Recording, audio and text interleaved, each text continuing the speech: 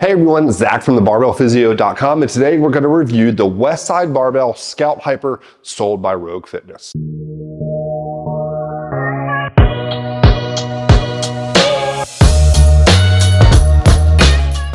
So I've had this Reverse Hyper for about a year and a half now here in my physical therapy clinic. I bought it because I needed something that wouldn't take up a ton of footprint on our floor and could then also be easily stored, which is the big selling point of the Scout Hyper.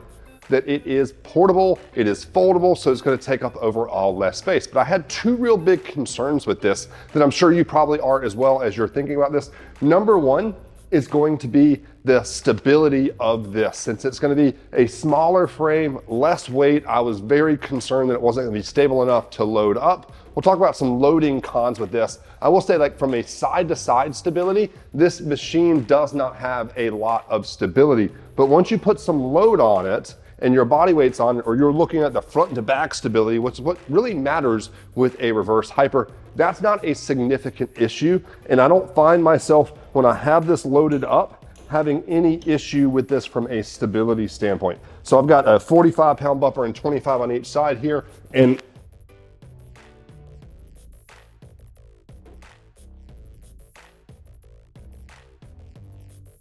so as I perform Reverse Hypers there, you can see that it's obviously fairly stable. You will notice that as it swings, the front feet kind of come up off the ground just a hair, but that's not noticed. Like, I don't feel it like jerking on me or anything as I'm doing that. And in a year and a half of using this, that's not created any significant issues at all. So the overall stability here is fine.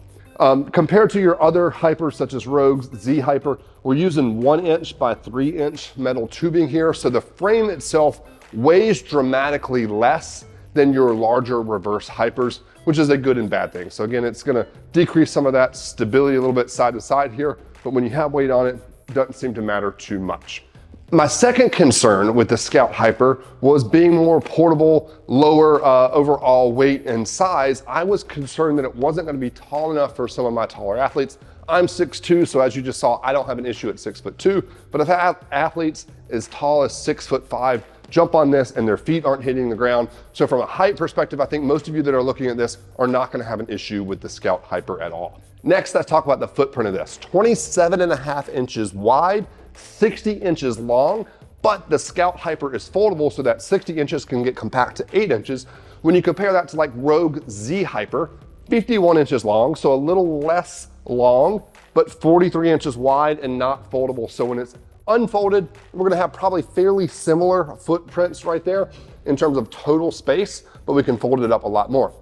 The folding of this is actually really, really easy. So all you have to do is pull the pins out and twist them, then lift it up, and I'm gonna put my foot here on this leg and kick that down. And that's how easily the Scout Hyper folds up. As you can see, it can be freestanding here. There's not gonna be a whole lot of stability when it's freestanding if somebody bumps into it. So we put it up against a wall, fold it up when it's not gonna be in use for a long period of time. To unfold it, all I gotta do is lift that up. I'm gonna put my foot here, kick the leg out, and pull.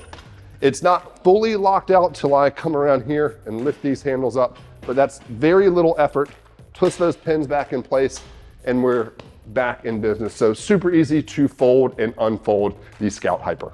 So your strap on the Scout Hyper, it's fine. It's your standard strap. I don't have anything negative or positive to say there. Your handles are nice as well. What you will see is on the Rogue website, there are these little extra holes coming down the handles, and Rogue sells extra handles that you could put on this. But I've had athletes as short as 5'0" and as tall as 6'5" on this, and I didn't feel like we were limited by that handle at all. So I wouldn't recommend purchasing the additional handles with this. I just don't think that that's very necessary on this machine. In terms of ease of movement, this is also gonna be a really easy piece of equipment to move around. Only weighs 86 pounds. So when it's folded up, you can just kind of give it a bear hug and fairly easily move it. When you compare that to other Reverse Hypers, like the Z Hyper's coming in at over 300 pounds and that big footprint, you're obviously gonna need at least 2 people to move it in that situation, but you can really easily pack and unpack this with just 1 person. So the next component to think of with the Scout Hyper is the length of the collar here. So our weight capacity here, that is 5 inches wide. which is incredibly important for you to consider depending on the type of bumper plates you have. In my physical therapy clinic, we got these thick, high temp bumper plates versus your thin, powerlifting, calibrated plates, and that's gonna make a big difference in loading. As you can see on this side here, I've got a 45-pound bumper and a 25-pound, and that leaves barely enough space to get about a half a collar on there to just lock it in place. So I am limited in terms of my maximal loading here. For me in the physical therapy clinic, I'm not putting a ton of weight on this when I do it. I tend to do a lot more strict, controlled reverse hypers versus big swings. But that is definitely worth considering. If you have high temp bumper plates and that's the only plates you have, and you're a really strong athlete, you might be a little limited in terms of the amount of loading that you could put on this compared to other reverse hyper variations.